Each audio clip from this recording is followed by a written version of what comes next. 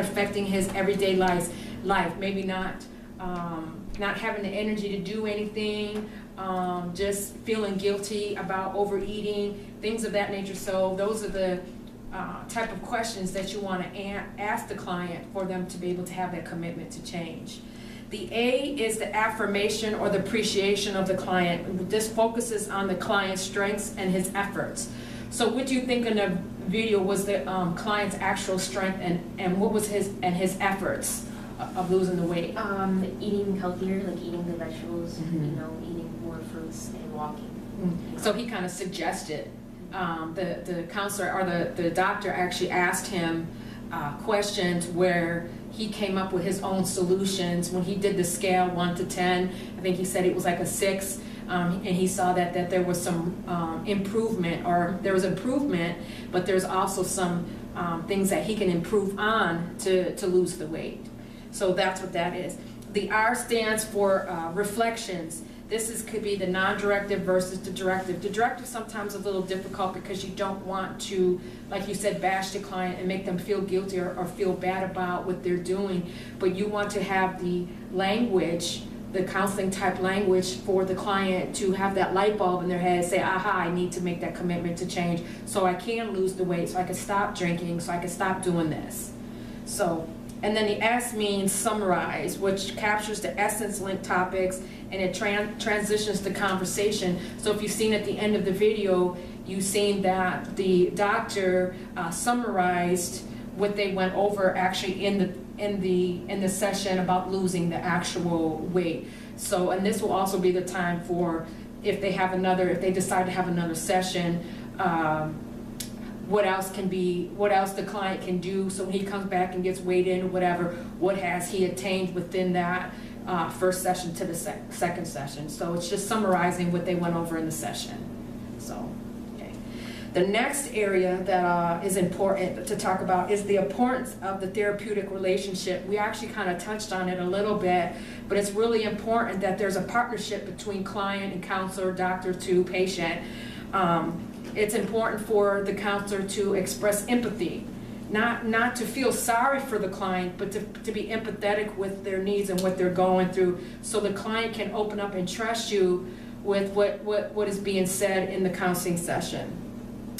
The role with resistance, we have to know as counselors that there's going to be a resistance at first with the client, because they have to be able to establish that trust with you.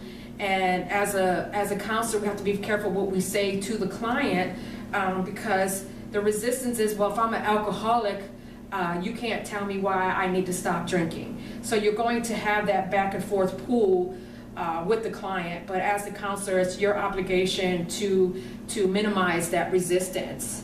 The third is to develop the discrepancies with the advantages and disadvantages of why you're doing that. Why are you gaining the weight? Why are you overeating? Why are you drinking the alcohol? Well, I like drinking alcohol because it gives me a buzz and it relaxes me. But the disadvantage may be, well, it's going to cause me to have a DUI. It's going to have a problem with me having relational problems with my spouse and with my children. Does that make sense to you? And then as the counselor, you want to support the self-efficiency of the client.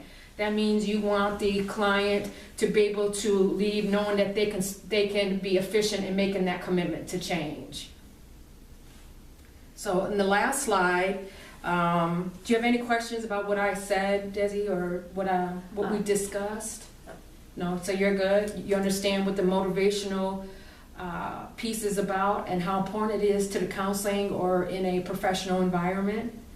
So the last slide, I just wanted to talk to you about what you learned in the class, how important it is,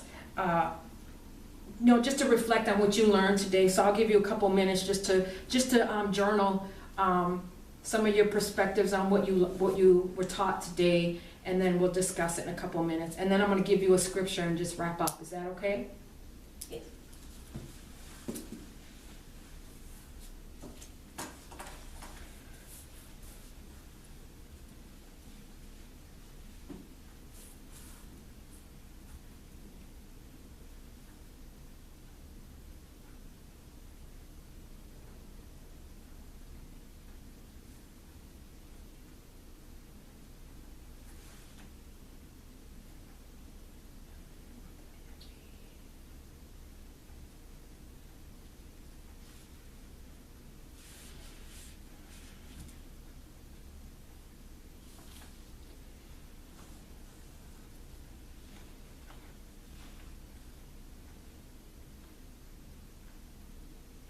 a couple more minutes, that's okay, no rush, no hurry.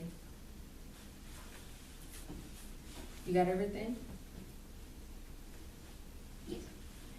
Okay, so, as we discussed how important motivational interviewing is, what did you get out, what was the highlights of the class for you, and what did you get out of this teaching demonstration today?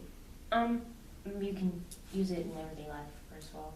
You know, with a teacher and a student, you know, say like a student has bad grades or whatever, the teacher like asks them what's going on, you know, open questions, like you said, you know, you can use it in everyday, like even with parents, you know, like why did you get in a car accident, what could have you avoided, were you distracted, you know, certain questions that you can use for every day, not just like in a doctor or a, you know, psychiatrist or counseling session. I think that's a really good point, since you're a college student, you know, she is over 21. You know, you have relationships with your professor, and some of them, you know, are willing to help the student improve in their grades and things of like that. So that's a good example of how you can use motivational interviewing in that professional environment. So that's good. What else did you glean from the class? That the client and, you know, whoever else, professor, doctor, counselor, whatever, it's a partnership. You know, you can't do 100%, the other one has to do like 20%, like it's a 50-50. Or 100%. True. It's like a 100. I have to give 100% effort as the counselor or the professor or right. the doctor, and you as the student or the patient or the client also have to give 100% in the partnership. That's good.